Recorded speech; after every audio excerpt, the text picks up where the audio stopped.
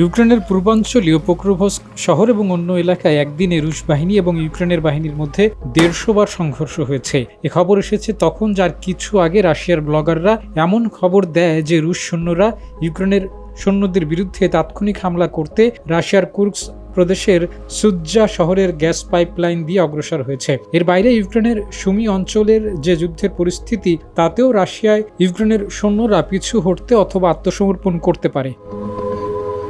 এমন পরিস্থিতিতে রাশিয়ার সঙ্গে যুদ্ধ থামাতে যুক্তরাষ্ট্রের সঙ্গে আলোচনায় বসছে ইউক্রেন। জেলেনস্কির এমন অবস্থানের মধ্যেই রাশিয়ার সঙ্গে সম্পর্ক জোরদার করতে দেখা যাচ্ছে যুক্তরাষ্ট্রকে। ব্রিটিশ বার্তা সংস্থা বিবিসির প্রতিবেদনে এসব তথ্য উঠে এসেছে।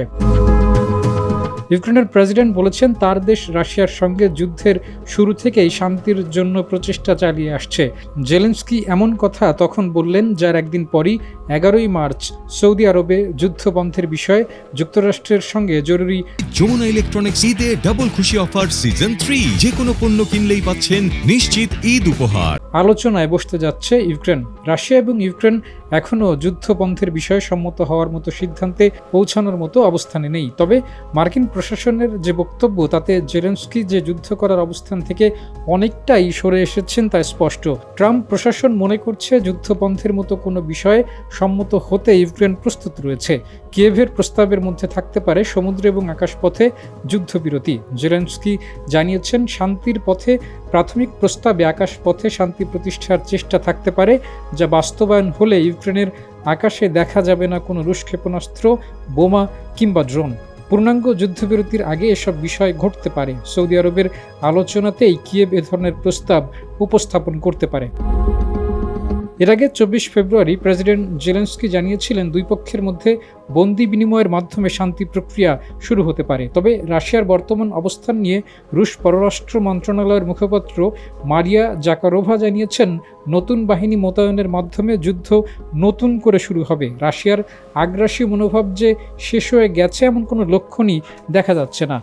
মস্কোর কর্মকর্তারা জানিয়েছেন, ইউক্রেনের নতুন নতুন ভূখণ্ড দখলের মাধ্যমে বিশেষ অভিযান আরও অগ্রসর হবে, যখন রুশ ক্ষেপণাস্ত্র এবং ড্রোন ইউক্রেনের শহর নগরে হামলা করতে থাকবে।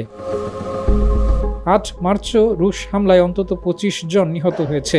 অন্যদিকে রাশিয়ার ভেতরে কুর্স্ক অঞ্চলে 9 মার্চ 3টি নতুন এলাকার দখল নিয়েছে ইউক্রেনের সৈন্যরা।